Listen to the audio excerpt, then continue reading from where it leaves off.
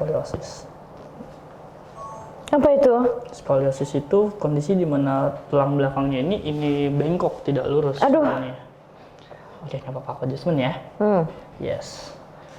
Tarik nafas, buang. Oke, kerasa? Kerasa. Oke. Tarik nafas, buang. Aduh. Oke. Tarik nafas, buang. Aduh. Oke. Gue sakit, aduh. Sakit nggak? Satu lagi nggak? Iya, sakit nggak? Sakit. Sakit tapi satu lagi.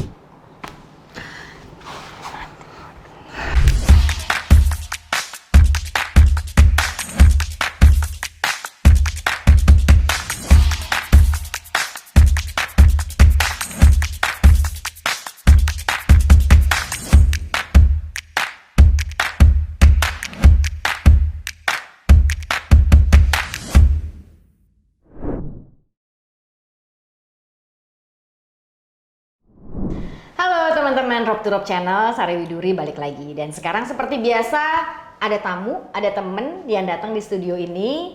Ada Rifki Sanjaya. Hai Ki. Halo. Tegang Mbak Sari. banget Ki. Lemesin dulu Ki, lemesin. Lemesin.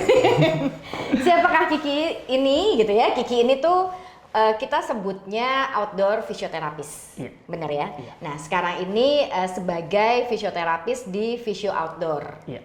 Nah, ceritain deh sedikit gitu ya, maksudnya kegiatan lu sekarang, kemudian Visio Outdoor itu apa, sebuah usaha lu kah atau bagaimana? Iya, oke. Jadi ini aku kembali mengenalkan diri. Ini perkenalkan, nama saya Kiki. Panggil saja Kiki. Ini sebenarnya saya lagi merintis dan membangun suatu perusahaan yaitu PT Visio Outdoor Indonesia Mandiri.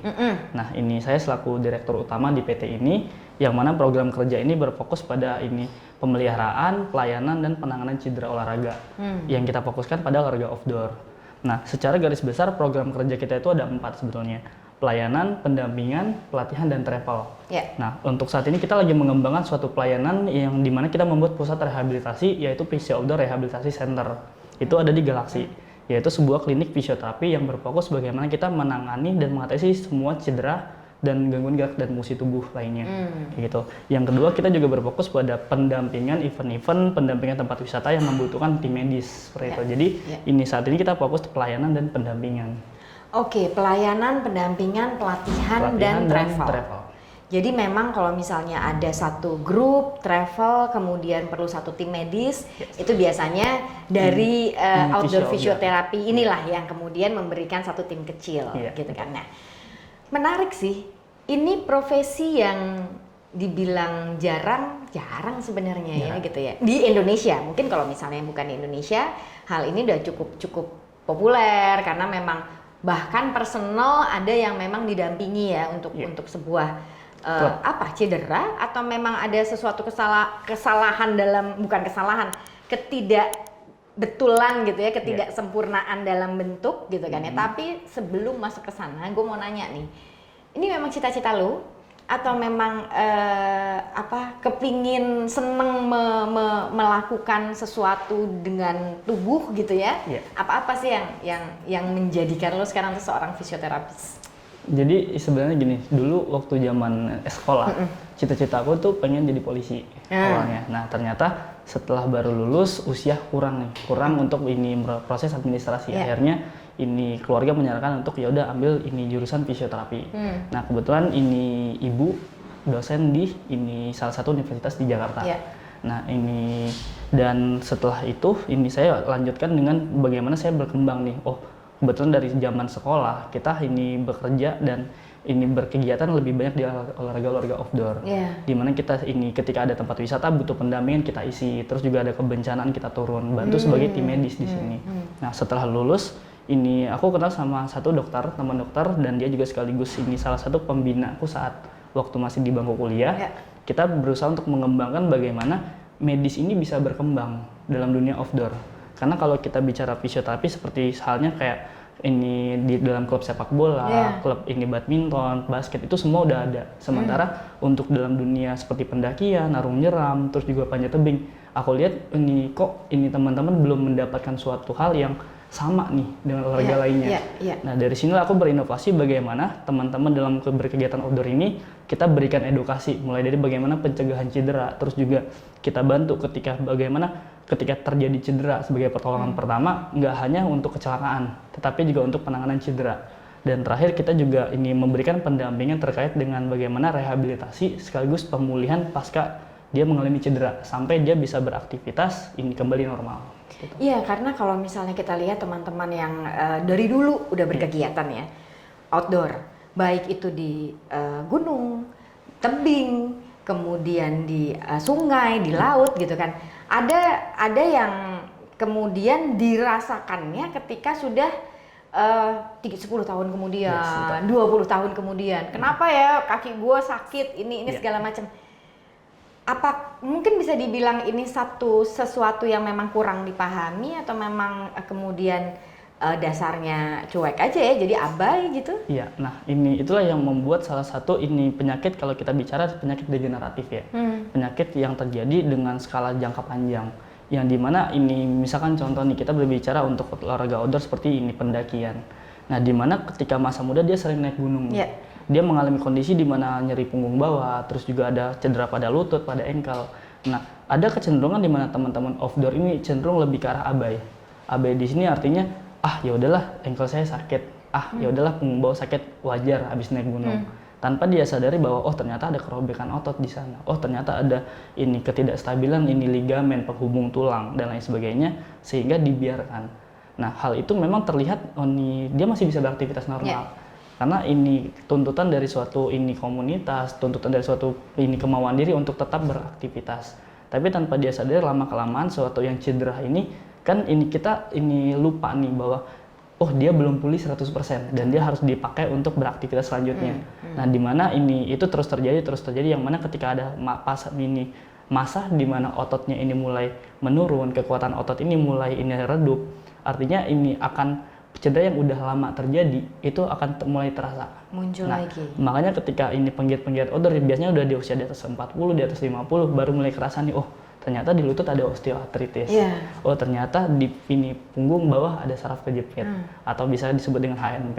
Nah, itulah yang membuat ayo deh kupikir sama Dokter Teza waktu itu.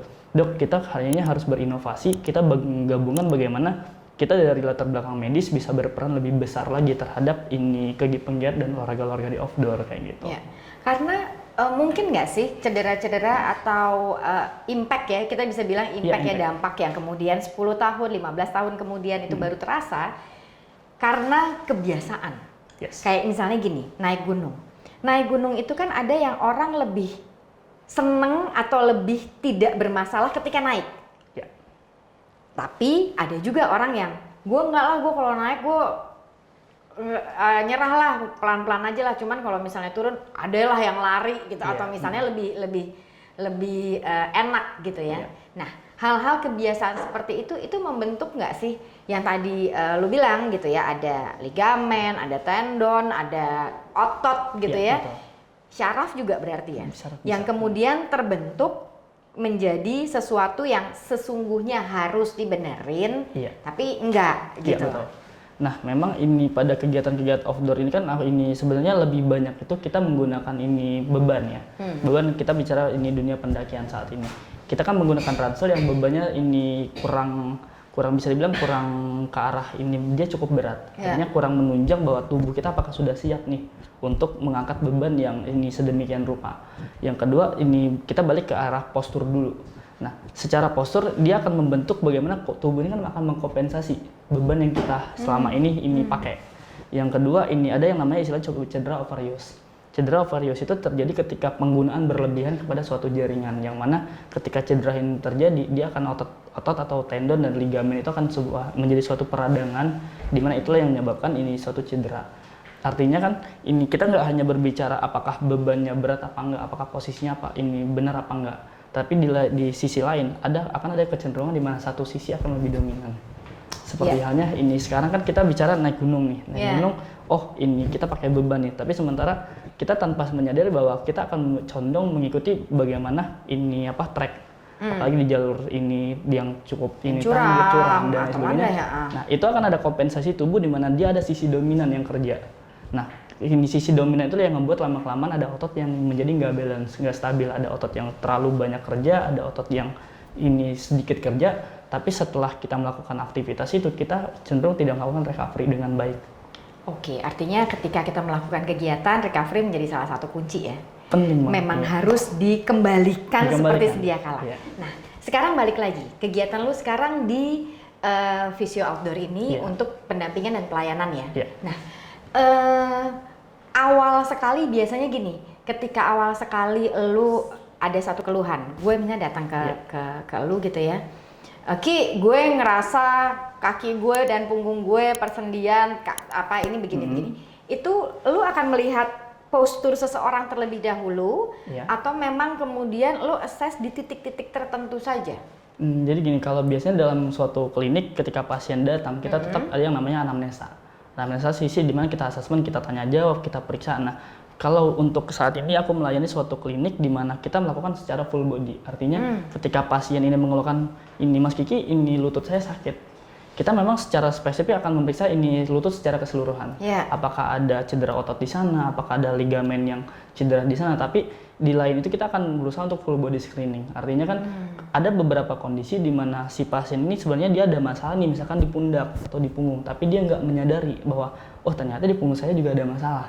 Nah, artinya ini dalam setiap pelayanan ini fisioterapi itu kita biasanya melakukan asesmen full body.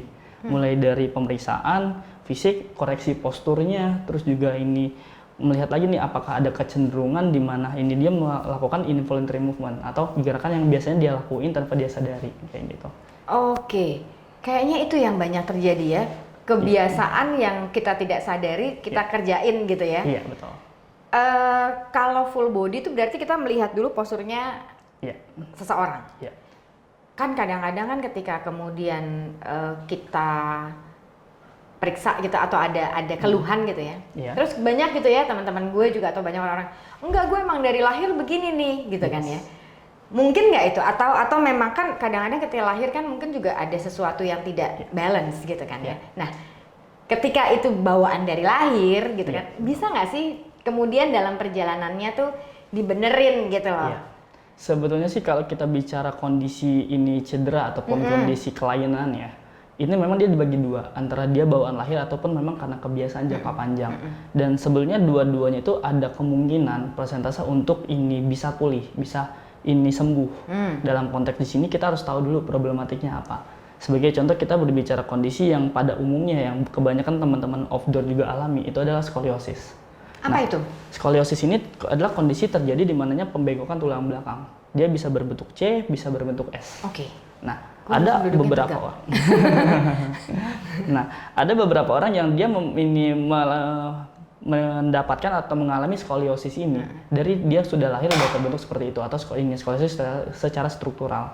Nah, artinya di mana kondisi struktur tulangnya itu memang sudah terbentuk seperti angka C atau angka S. Tapi ada juga skoliosis ini terjadi akibat kebiasaan jangka panjang yang dia lakukan. Contoh ini pakai beban ini miring sebelah. Terus juga posisi duduk yang biasanya terlalu santai dan lain sebagainya membuat antara otot kiri dan kanan ini menjadi imbalance. Misalkan contohnya dia kecenderungan pakai ini sisi sebelah kanannya.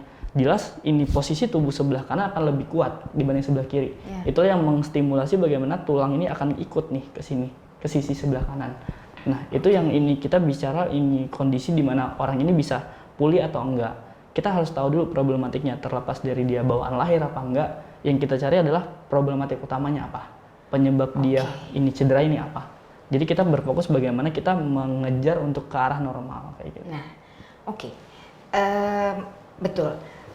Gue jadi kebayang ketika teman-teman technician, rope technician itu kan mereka kan manjat gitu kan ya. Mereka memang pakai body harness yang memang sudah balance. Tapi kan untuk bekerja kan ada kebiasaan tangan kiri atau tangan kanan gitu kan ya.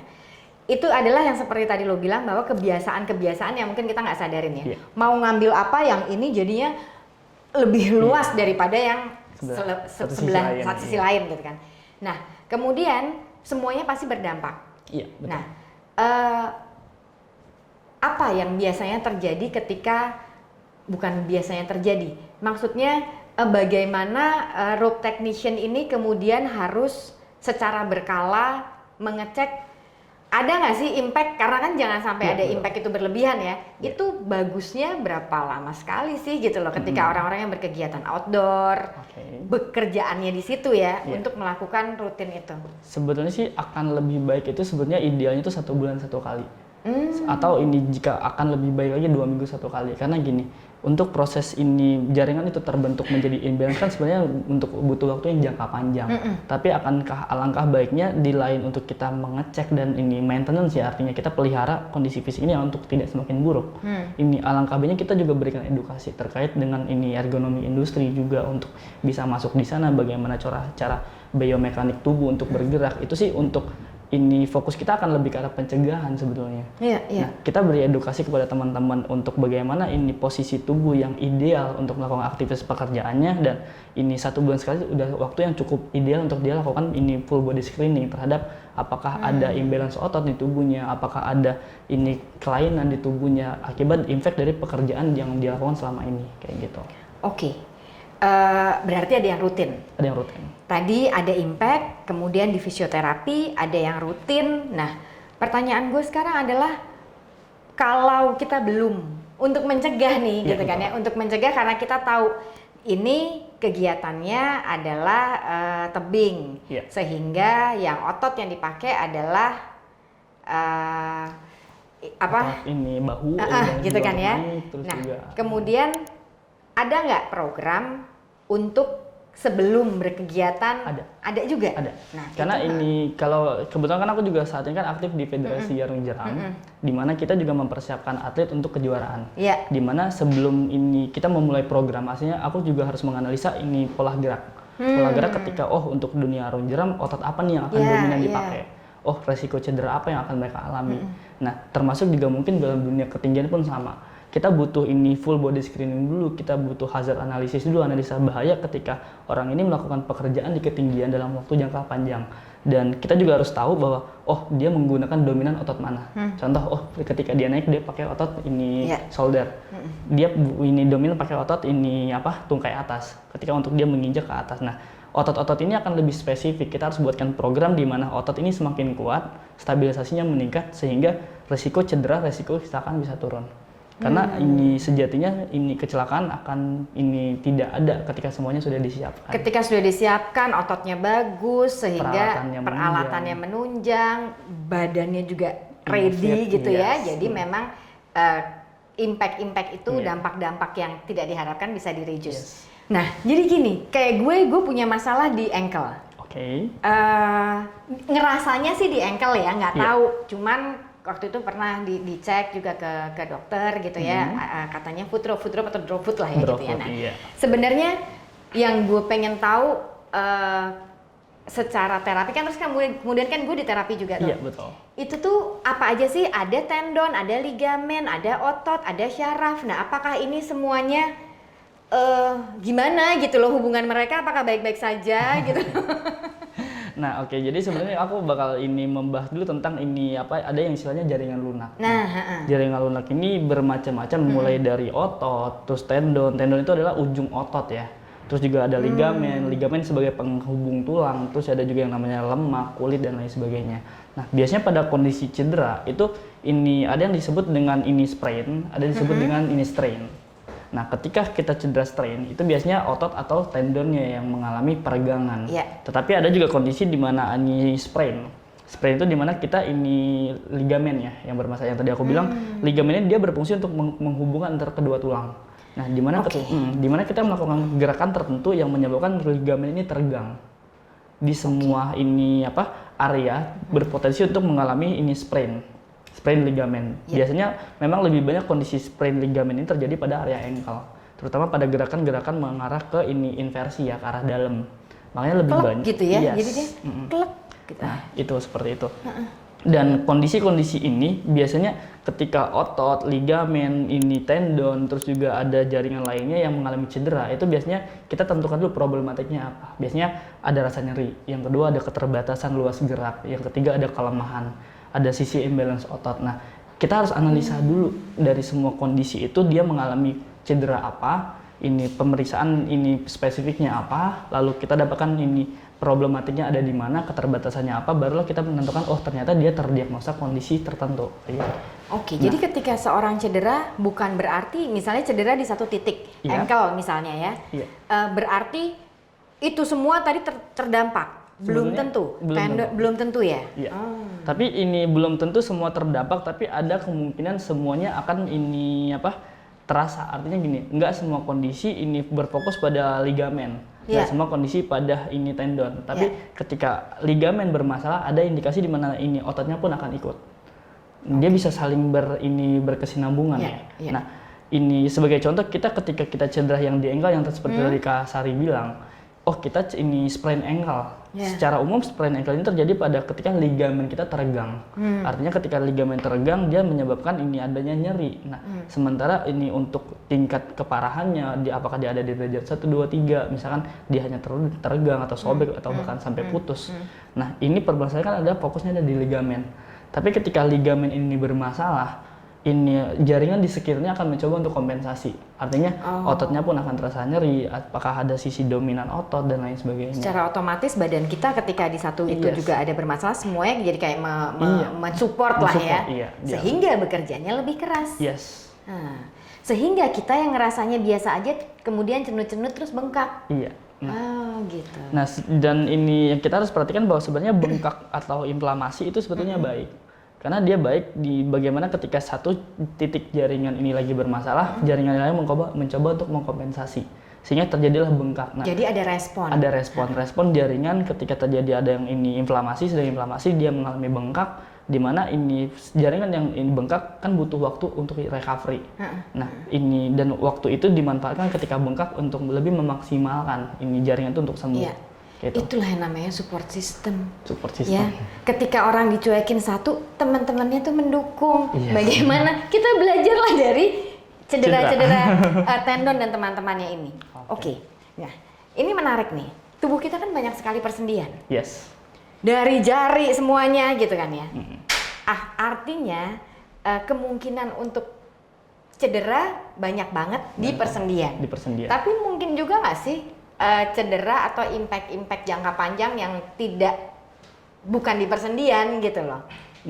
Sebetulnya gini, persendian ini kan dia adalah suatu jaringan ikat yang mana ini terbentuk akibat dari perkumpulan jaringan. Contoh, sendi itu terbentuk akibat dari ini adanya ligamen yang menghubungkan tulang dan adanya otot ini sebagai penggerak rangka. Dimana ketika kita bergerak jelas akan ada sendi di sana yang berkontrak ini. Ketika sendi bergerak akan ada otot yang berkontraksi. Jadi biasanya ketika otot kita bermasalah dia menginervasi otot yang mana, ini sendi yang mana maksudnya. Nah, ketika ini bicep kita bermasalah nih, artinya ketika ini kerjanya bicep kan sebagai menekuk siku. Nah, secara tidak langsung ketika bicep bermasalah akan ini berimpact pada sendinya ya. Tapi ini bukan berarti semua masalah itu terjadi pada sendi, bisa juga karena pada ototnya ataupun pada tendon. Jadi memang punya tugas masing-masing bahwa ligamen menyambungkan satu tulang ke tulang lain, kemudian otot itu bertugas menggerakkan, tendon itu adalah ujung dari otot yang memang kemudian bisa merasakan ke badan kita. Jadi tendon itu adalah ujung antara otot ke tulang, penghubung antara otot ke tulang itu disebut tendon. Nah, ditambah lagi kan ada cairan-cairan kalau cairan sinovial. Itu apa itu? Nah, jadi gini, ini sendi kita ini kan terbentuk pada suatu kelompok jaringan yang kompleks. Dia ada ini tendon yang tadi sudah kita bahas, ada ligamen, ada ini otot, ini sebagai penggerak rangkanya, ada kapsul sendi juga sebagai pembungkus sendi ini. Nah, biasanya di dalam sendi itu ada cairan. Cairan kalau ini dalam mesin itu kan oli ya. Oli untuk memudahkan ini si otot ini menggerakkan tulang, memudahkan pergerakan tulang ini agar tidak ini kasar. Nah, itu disebut dengan cairan sinovial. Nah, ada beberapa kondisi di mana ketika cairan ini habis atau cairan ini kering membuat ini pergesekan antar tulang tadi menjadi lebih kasar. Tulang ketemu tulang jadinya, nggak ada olinya itu. Sebenarnya sih masih ada yang disebut dengan meniskus. Meniskus itu adalah bantalan sendi tulang, tapi nggak semua ini persendian punya meniskus sebetulnya. Nah, artinya gini, ini ketika ini si cairan tadi yang Mbak Sari ini bilang cairan itu habis, justru akan menimbulkan suatu kondisi-kondisi tertentu, misalkan osteoartritis seperti itu. Nah, ketika osteoartritis itulah yang terjadi pada orang-orang yang ini cairan ini sudah mulai hilang atau habis, terkikis lah si kartilago ya, tulang putih, tulang rawan yang biasanya dia sebagai licin, tiba-tiba ini si cairan ini sudah kering, membuat gesekan yang semakin kasar, luka lah si jaringan itu. Itulah yang terjadi peradangan pada sendi. Oke, jadi memang semuanya ada tugasnya masing-masing dan ketika memang kita belum bermasalah, belum sampai cedera, belum harus di fisioterapi karena cedera gitu ya. Makanya ada makanan yang menyuburkan itu, membuat otot kuat, olahraga. Oke, terus ngomongin olahraga, kalau sekarang itu kan gue tuh kebayanginnya ketika dikasih tahu gitu ya, Sar, nanti narasumbernya adalah Kiki, outdoor fisioterapis gitu. Yang kebayang sama gue tuh yang lagi viral sekarang ini. Apa tuh? Kretek tulang. Gitu. Maksudnya itu lagi banyak banget, mau di semua sosial media tiba-tiba kretek gitu kan. Itu ngeri loh gue ngelihatnya. Maksudnya gini, antara ngeri-ngeri dan ngeri-ngeri sedap gitu ya. Jadi maksudnya ngeri-ngeri tapi pengen nyoba gitu. Cuman kayaknya enak ya orang-orang tuh begitu dan gitu-gitu. Ini apa sih? Apakah itu bagian dari fisioterapi apa enggak sebenarnya, Ki? Jadi gini, kalau kita bicara ini metode ya. Jadi kalau di luar itu kan biasanya disebut dengan tindakan chiropraktik. Chiropraktik yang dilakukan sama chiropraktor. Cuman dalam dunia fisioterapi kita ada metode yang disebut dengan spinal manipulasi. Di mana kita membantu untuk mengurangi ini tekanan pada sendi. Ini dengan cara apa? Ya ini tadi kita adjustment. Kita berikan tekanan ini dan dorongan kepada sendi untuk memberikan efek relaksasi. Nah, sebetulnya chiropraktik atau spinal manipulasi ini tujuannya lebih ke arah untuk bagaimana kita memelihara kondisi tubuh, mengurangi tekanan pada sendi sehingga terasa lebih enteng kayak gitu. Nah, dan terakhir memang ini dia lebih ke arah untuk memaintenance. Jadi nggak harus untuk cedera dulu nih, nggak harus untuk sakit dulu untuk melakukan tindakan-tindakan seperti ini. Dan poin pentingnya adalah ini memang harus dilakukan dengan profesional, tidak bisa dilakukan dengan sembarangan. Nah, itu tuh kan kadang-kadang kita kebiasaan. Kayak ada tuh yang kebiasaannya, itu gue bunyi tuh, gitu-gitu. Ini kalau misalnya salah, terus tiba-tiba bengkak-bengkak nggak? Ya, ada gitu kemungkinan kan? di situ. Ada indikasi di mana ini ketika kita bunyiin sembarangan, ada indikasi di mana yang tadi si ligamen dia menjadi longgar. Nah, gitu. karena terlepas dari outdoor fisioterapi ini jadi kemana-mana nih. Ada dulu pengalaman seorang teman juga tiba-tiba sini ada tulang muncul nih, entah tulang muda, gara-gara mouse-nya kekecilan gitu ya. Maksudnya dia entah apa yang dipakai gitu ya, ini jadinya kayak gitu-gitu. Jadinya sini ada juga peradangan yang terus kemudian harus dilatih lagi gitu kan. Jadi biasanya kalau memang ada posisi tulang yang menonjol atau ini biasanya kita disebut dengan dislokasi ya. Dislokasi atau ini bergesernya ini tulang ini pada posisi bukan tumbuh. Dia. Ada posisi di mana tumbuh tulang itu disebut dengan spurs. Tapi ini beberapa kondisi di mana memang struktur tulangnya yang ini tidak pada posisinya. Itu bisa terjadi. Oke. Dan itu bisa juga karena kretek-kretek gitu. Ini lebih baik sih memang dilakukan untuk tindakan fisioterapi treatment ya, karena memang kita harus tahu dulu ini beneran dislokasi nggak, ini problematiknya ada di mana, kayak gitu. Nanti setelah lakukan pemeriksaan baru kita buatkan program bagaimana kita menyelesaikan ini permasalahannya itu. Tapi tetap gue penasaran dengan si kretek-kretek itu. Itu bisa sakit nggak? Enggak. Mau kita coba? Yuk. Kita coba tantangan berikut ini. Oke Ki, jadi yang viral kretek-kretek itu tuh di mana nih? Kan gue penasaran juga nih. Kita mulai dari mana nih? Aku coba cek posturnya sebentar ya. Biar caranya, kita pastiin. berdiri? Boleh sambil duduk dulu aja. Sebentar aku mau mastiin bahwa aku biasanya lihat dulu nih dari sisi bahunya ini ada simetris atau ada asimetris. Ada asimetris udah pastilah. Dia terasa sebelah kiri ini lebih rendah ya. Nah, kita langsung aku kasih tindakan aja ya. Mungkin biar ini langsung adjustment, ambil posisi tengkurap boleh?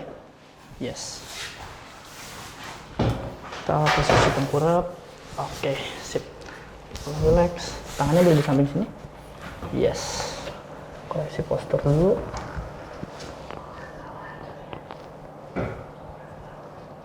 Ini ada skoliosis. Apa itu? Skoliosis itu kondisi di mana tulang belakangnya ini bengkok, tidak lurus. Aduh. Nggak apa-apa, aku adjustment ya. Tarik nafas, buang. Kerasa? Kerasa. Oke. Tarik nafas, buang. Aduh. Oke. Oke deh. Dikit lagi deh, di leher. Tarik nafas. Tarik nafas, buang. Habis ya. Ambil posisi terentang sekarang. Posisi terentang. Oke, sip. Yes, sekarang kita ini lakukan tindakan untuk area pinggul ya. Pinggul, tangannya boleh disilang di dada. Yes, aku izin ya. Maaf, tangannya masuk sini dikit. Iya, nggak apa-apa, disilang aja. Sip. Tarik nafas, buang. Aduh. Oke. Gue sakit, aduh. Sakit nggak? Satu lagi nggak? Iya, sakit nggak? Sakit. Sakit tapi satu lagi. Lagi Oke. posisi gitu. Iya, posisi gini. Kita saling sini. Belakangnya kamera nggak apa-apa ya? Dikit ya. Yes. Yap. Lakuin. Tarik nafas. Buang. Yes. Gimana rasa punggung sama pinggang? Enak ya? Enak. Yes, sebentar kita lakuin ini kan untuk leher ya. Yes. Leher. Relax ya. Relax. Kita traksi dulu. Yes. Lemas, lemas. Lemas. Oke. Yes. Relax. Oke.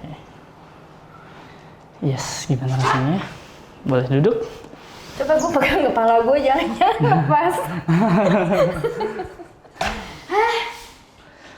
Enak Oke. sih ya, tapi ya ini Enak ya? yang ngerasa sih punggungnya nih. Punggung enteng ya? Oke. Kayak tadi ada ganjel-ganjel gitu. Coba kita adjustment di arah bahu bentar ya. Yes. Taruh di sini, boleh lurus dulu. Ini tarik ke arah belakang di sini ya. Yes. Yuk. 1, 2, 3. Belakangin. Tarik? Iya, ke belakangin. Yes. Sekarang sisi sebelah sini. Oke. Sama kayak gini lagi? tadi ya. Tangan ini dikit. Yes. Sama kayak tadi. Yuk. Enggak. Gimana sih? Ini aja yang tarik belakang. Yes. Lemes dulu. Yuk. Kuat. Nggak bisa, aduh. Oke. Berarti memang Kenapa nggak bisa? udah nggak apa-apa. Memang dia nggak bunyi kalau untuk di sebelah sini. Tapi kan sebelah kiri tadi udah dapat ya. Karena nggak seimbang itu tadi. Yes. Udah dapat.